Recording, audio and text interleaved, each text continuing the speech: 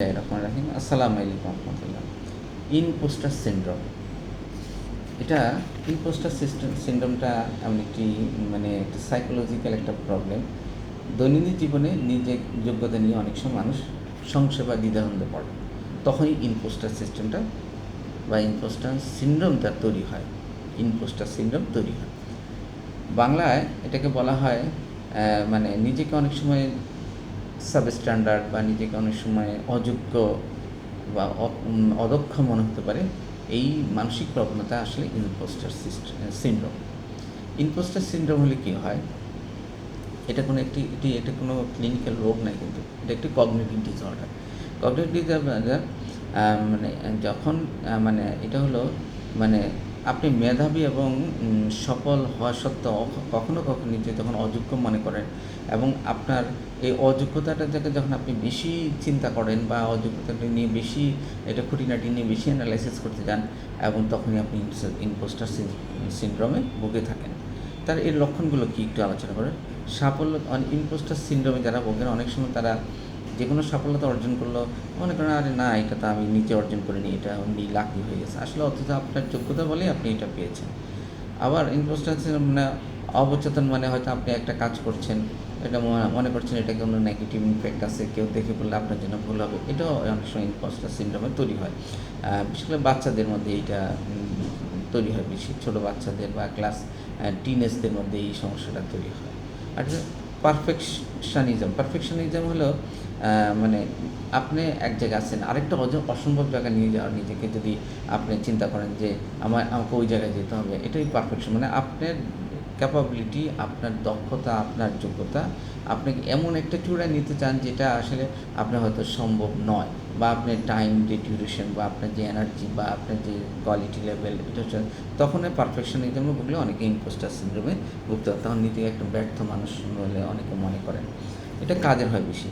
পৃথিবীতে দেখা যায় 70-80% ইম্পোস্টার সিনড্রোম তৈরি হয় উচ্চাকাঙ্ক্ষী, মেধাবী এবং যারা ট্যালেন্ট বা যোগ্য লোকদের কারণ ওনারা সবসময় অফিসে একসময় ফ্রাস্ট্রেশনে ভোগেন অনেক কিছু নিয়ে, একটা তারপরে কর্পোরেট জগতে ওনারা অনেক সময় এই প্রবলেমটা ওনাদের মধ্যে দেখা যায়, অথবা কোনো বড় দায়িত্ব নিচ্ছেন, দিলে আপনি পারবেন কি না একটা দ্বিধাদ্বন্দ্ব হেলেনিশনে উনি ভুগে থাকেন।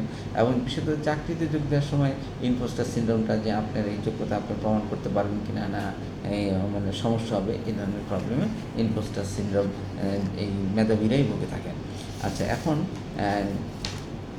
ইম্পোস্টার সিনড্রোমে কাটিয়ে ওঠা ইজি সম্ভব, যেহেতু এটি একটি চিন্তার ভুল বা কগনিটিভ ডিসঅর্ডার বা মানসিক একটা প্যাটার্ন, তাই সচেতনভাবে এই অভ্যাসটা আপনি দূর করতে পারেন, এই বৃত্ত থেকে বের হতে পারেন, আপনি আপনার ক্যারিয়ার ডেভেলপ করতে পারেন।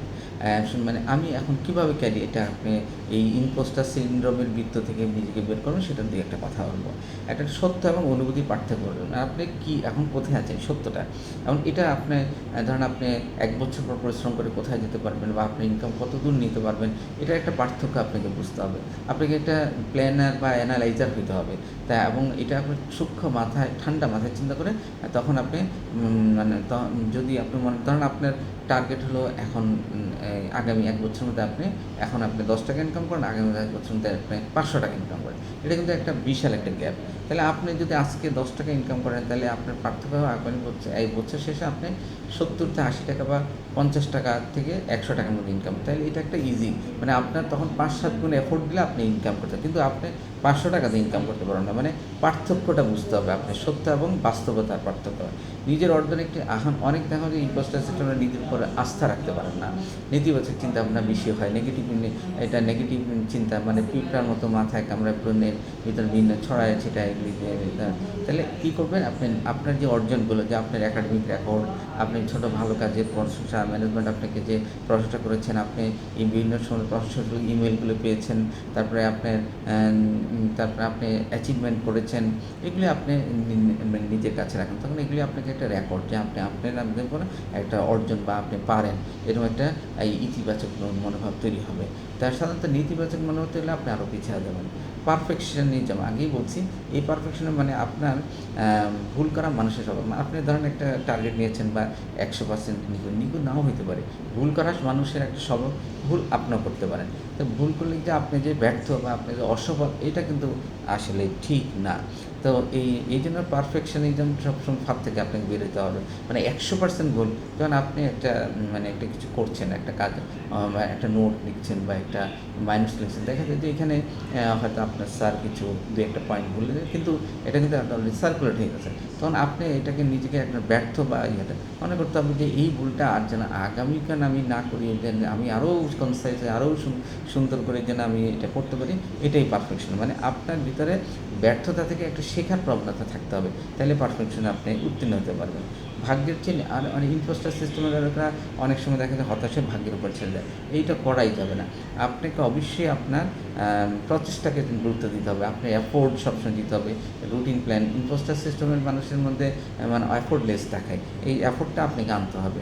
তারপর তুলনা করা যায়, আমরা অনেক সময় ফেসবুক, ইউটিউব, মিডিয়া বিভিন্ন রকম সফল মানুষদের সাথে আমাদের জীবন তুলনা করতে চাই। হ্যাঁ, উনি অনেক চিন্তা ভাবনা করে অনেক দিন ধরে টার্গেট করে একটা সফলতা পেয়েছেন। এটা আপনি আজকে শুরু করে যে কালকে আপনি এটা অর্জন করবেন, এটা এই ব্যর্থতা। এই জন্য মানে সফল মানুষের সাথে সবসময় তুলনা করা আপনার ঠিক না। আপনারটা আপনি চালিয়ে যান, একসময় আপনি সফলতা চূড়াতে পারবেন, কিন্তু but that's make a time. তারপরে আপনার এই যে মনের কষ্ট অনুভূতি, একজন মেন্টর তৈরি করুন, একজন মেন্টরের সাথে শেয়ার করুন যে আপনার প্রবলেমগুলো, না জানা কথাগুলো, আপনার মানে মানে কোথায় আপনি কী করতে চান বা কী ব্যর্থতা আপনার আছে, তাহলে উনি তখন আপনি বুঝতে পারবেন যে উনি আপনাকে হয়তো ওনারও এই জীবনে এই প্রবলেম হচ্ছে, তখন এইখানে আপনাকে একটা সলিউশন দিতে পারে। অর্থাৎ মেন্টরিংয়ের সাথে কথা বলে ইম্পোস্টার সিস্টেম অনেক সময় দূর করা যায়। তাহলে আমার সবার শেষে চলে আসছে, আসলে ইম্পোস্টার সিস্টেম হলো মানে নিজেকে গুরুত্ব দেওয়া, নিজের অ্যাক্টিভিটিকে গুরুত্ব, নিজের কনফিডেন্স লেভেলকে গুরুত্ব দেওয়া, ফ্রাস্ট্রেশন বা অতি কিছু মানে অতিরঞ্জিত কিছু চিন্তা করা, চিন্তার হাত পাখা তৈরি করা, এই ধরনের ইম্পোস্টার তাহলে মানুষ একসময় দেখা যায় যে মানুষের মানে হেডেক তৈরি হবে, আপনি সাবস্ট্যান্ডার্ড অ্যাক্টিভিটিতে পড়ে যাবেন, আপনার একজন দায়িত্বশীলতা নষ্ট হবে।